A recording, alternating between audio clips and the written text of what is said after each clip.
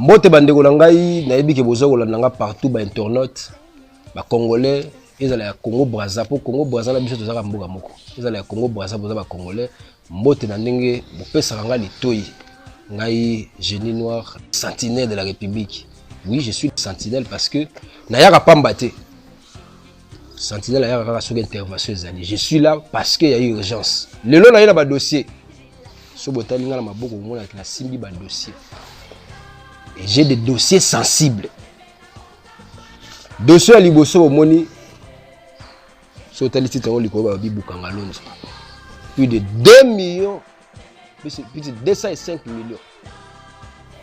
Et bima ngam na bango te IGF. Et li moi kaka bona maboka ba congolais. Boyeba. Za na katia. Dossier mususo yo. So talon mona ekum da ko bébé umeli. Ba dossier za. O ezali ya hôtel du gouvernement. Mongo ba tonga ngo uta wapi. Et puis ba dossier ba bancalisation ne ba fonctionner ba koma ko futa na banque. Ba soda ba mbongo ba fictif ya kala ba fonctionnaire ya kala ba fictif to yebe na mboko. Mongo etikala ka to ba futa bango kenda wapi. Dossier to lobela ngo. Dossier oyo dossier yango très sensible. Mboke bimisa plus de 237 millions. Projet à 1000 écoles. Oyo baki ko simplifier ngo après komaka 100 millions de dollars par an. Dossier 2014 ezao pour solango. Dossier musu yango développement agriculture pour la Congo Mobimba. Projet wana au moins en 2014. Gilles Paluku le ministre industrie témoin aïma mnaza oloba. Azalaka à l'époque porte-parole, il y a ba gouverneur nyos. Donc ba kutena premier ministre ya kala l'homme de Bukangalonzo. Dossier oyo 50 millions de dollars pour la Congo Mobimba basala bilanga. Toluba weba po toyoka ta bilanga ya loso basalati. Dossier ça. Oyo bomona affaire da rouge oyo, le dossier le plus sensible. Comme les vols climatiques. Dans l'affaire de rouge oyo ezali pour comprendre awa si on a fondé le dossier ba to belé ba kolala te. Donc moi ils ont l'affaire de rouge dossier sensible pour comprendre ndenge nini matata mponi. L'homme de Bukangalonzo a comme premier ministre en Bogo. Le Bogo va se crash. Au nord, Afrique du Sud, 2 jours après comme premier ministre. Il y a des dossiers ici à l'intérieur. Mais pour la lot, la régie, la zozonga, la fond la dossier Bukangalonzo. Pour y avoir des temps à suivre.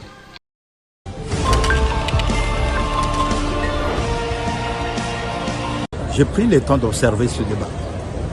En tant que scientifique et juriste, je note que tout au début, lors du premier arrêt, la Cour, qui s'était déclarée incompétente, me semble-t-il, s'était plantée. Et tout est parti de là, parce que je reste ferme pour le principe selon lequel la Cour constitutionnelle est le juge compétent pour juger le Premier ministre, l'ancien comme le nouveau. Je le dis parce que les juges, les membres de la Cour constitutionnelle, lors de leur premier arrêt,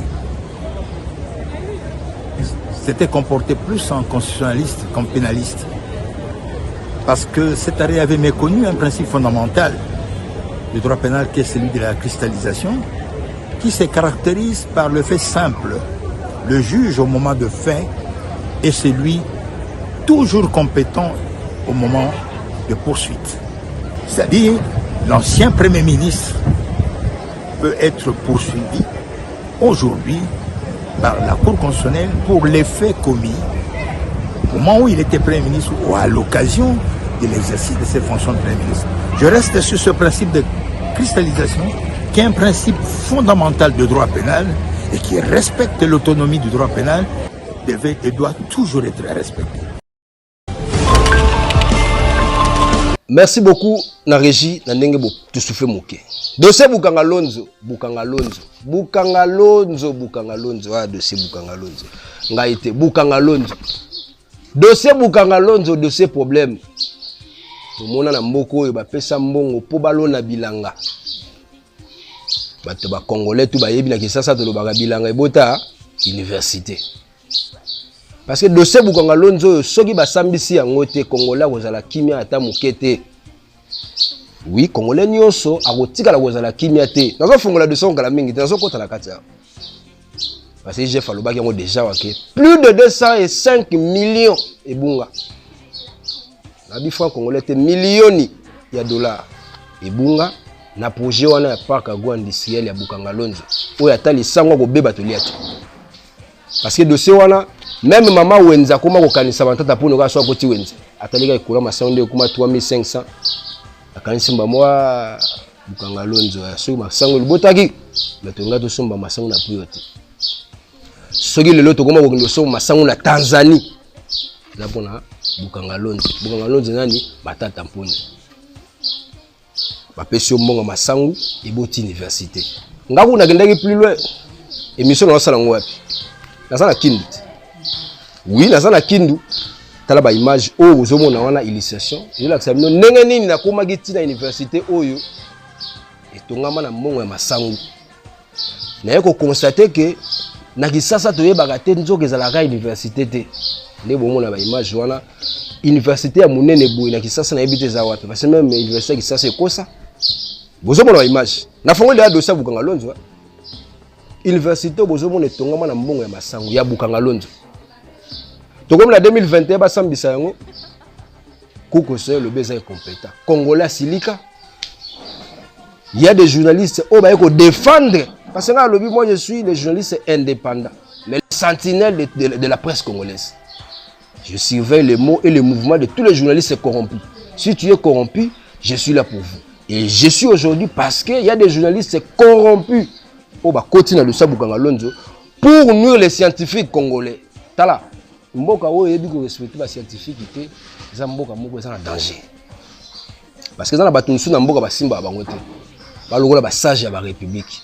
À tout moment on va les consulter. Je vais parapher mon frère, mon grand frère, mon cher grand frère Israël Mutombo. Open na yelaka seri moko wa potanga bungaka moke na yelaka e. Parce que na yaka pamba pamba te. So na ye c'est qu'il y a un problème. Israël Mutombo tenga maka na dossier IGF na portefeuille na yelaka e.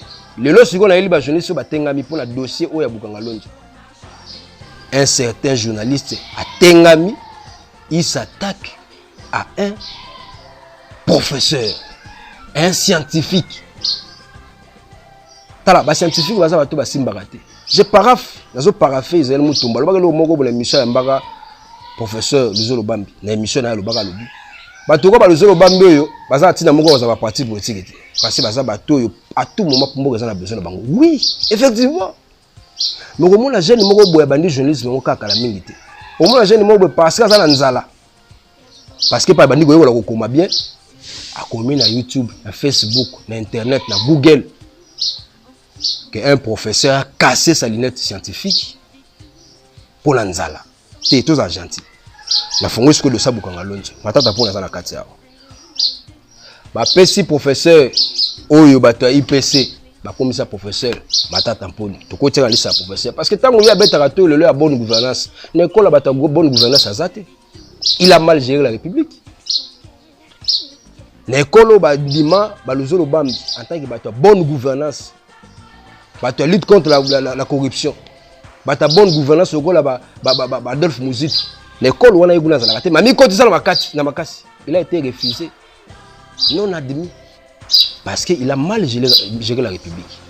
Tant qu'on a une place, quand il y a un professeur, professeur, mais c'est le premier professeur qui a émilé le professeur il y a quelques jours passés.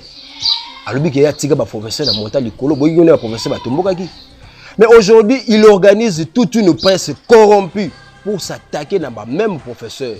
En tant que sentinelle de la presse de la République démocratique du Congo, je reviens vers vous les journalistes corrompus pour nous la bino, je vous rappelle un peu, 2021,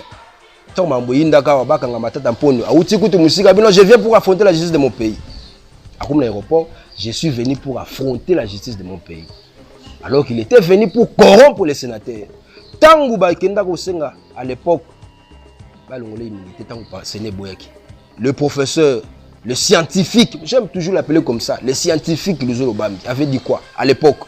Régie, Je considère la décision du Sénat comme une expression démocratique, certes, mais en réalité, c'est une humiliation. Non une humiliation du pouvoir, mais une humiliation du peuple congolais à travers sa justice qui s'est arrêtée devant la porte du Sénat. Sans la justice, sans l'expression de la justice, il n'y a pas d'état de droit. Il n'y a pas d'état tout court. Le peuple congolais est allé aux élections en 2006, en 2011, en 2018 pour qu'à travers la justice, le bien-être du peuple soit assuré par l'avènement de l'état de droit au sein duquel et les gouvernants et les gouvernés sont tous soumis de manière égale à la loi, en dehors de tout privilège de poursuite et en dehors de tout privilège de juridiction conçu dans le sens négatif. Boyoki, il avait déjà défendu que le peuple congolais vient d'être humilié devant le palais du peuple. C'est ça, c'est un scientifique. Il a déjà dit ça. Il avait dit, parce qu'il avait voulu que le droit doit être rétabli.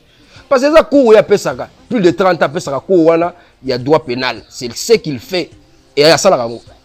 Quand un journaliste a une question, papa, vous pensez comment le dossier Bukanga Lonzo? Te, alobate, poiso banga marate tamponi. O Congolais so na kanda na so kanzande masango zo mataka na kisasa. O Congolais so yebi ki ba pesa ge mbongo alo na masango po Congolalia. Yaki ko boti ko tongela université parce que tant bato beta l'université université ba ebité ba image za illustration ngona matata mpona na sala nécropole na ye mon nécropole to mona kisasa ba nécropole na kisasa asala ngo déjà na kati ya mboka ni kuna na Kindu kaka na kati ya concession na yo wana atonga hôpital ya cinquantenaire mo hôpital ya cinquantenaire ezako de hôtel matin ya munene s'il vous plaît atonga école primaire humanité kaka na kati wana. Plus grave, tu as le côté gravité. Parce que le 16 ans, il y a un dossier qui est normalement fait depuis 2021. Tous les gens ont dossier, il faut un dossier. Quand on a une concession dans le côté de l'université, à Tonga, hôpital du cinquantenaire, à Tonga, nécropole, quand on a un stade, on a l'autre, c'est un stade, tu as fait des communes qui à Tonga, stade à Bongo. Mais ce que tu as dit, le stade, il y a l'État, stade Lumumba, le stade l'État, l'image, parce que on a Kindu. Dans le but, je suis journaliste, je parle qu'avec des faits.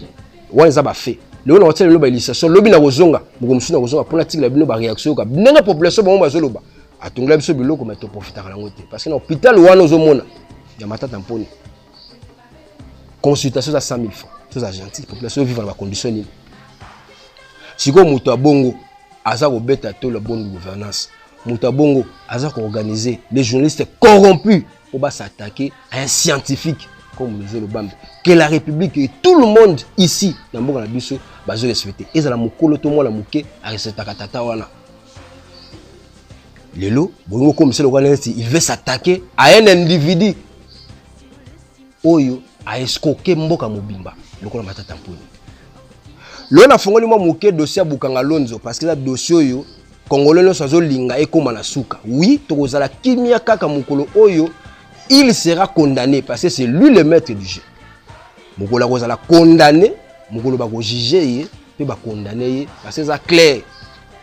Avant 2018, il était rien. Ba constitution, ezala ba université, ezala ba cinquantenaire ba hôpital minene na toni kuna.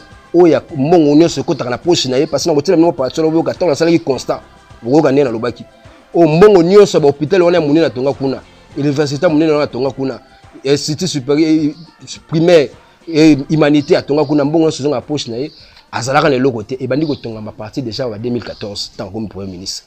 Voilà, vers la fin de la visite ici à l'université Mapon, je suis content de trouver un tel bijou au sein de la province du Maniema.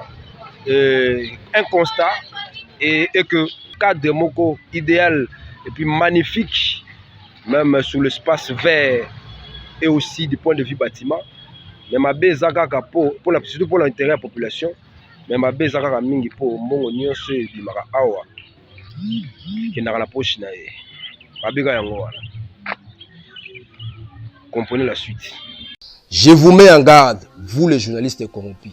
Je suis et je reste le sentinelle de la presse congolaise. Le lot na eli dossier Bukanga c'est parce que biso de la mise ya kofungwa. Parce que ba juge Mokonza mboka zole na komba ba juge. Mokonza mboka zole na kombo la bino justice. Bolakisa biso que vous êtes capable d'accompagner le chef de l'État qui veut que le pays soit un pays d'état de droit. Et dans un pays dit de droit, tout le monde a un assez à l'obéko. Moutaza Likola Mobeko a zate. Yango Moni, professeur Luzolo Bambe, en tant que scientifique, à lobby clair. Tout premier ministre est en fonction. Tout Oyazagi lobby, il peut être jugé. Point barre. Gare à vous, les journalistes corrompus. Gare à vous, les journalistes. Oyo bozo sengendo s'attaquer à la scientifique. Bon, nous sommes là, bateau simbate pour la nzalo bozanango. Lelo, la demande moi moqué de ça bukanga lonzo. Au monde c'est de ces amis et puis s'il dit. Et ceux qui bozongi les sous pour s'attaquer. Na bateau baza comme les exemples des républiques parce que bango baza bateau il faut pas la wana parce que tu na bango soumingité. Ba professeur na mboko o baza sérieux tu na bango soumingité à part o bazo montaka mikolo oh professeur docteur professeur voilà oui parce que tu ebi ki il y a des professeurs respectueux na mboka la biso ah professeur Njoli ba tu dis ah celui-là c'est un professeur il a fait ses preuves et puis baza bateau ba contribuer pour la ko constitution mboko professeur Luzolo Bambi il est respecté. Otala même na mboka libanda ba université libanda ba benga kae. Mudazo défendre be yozala.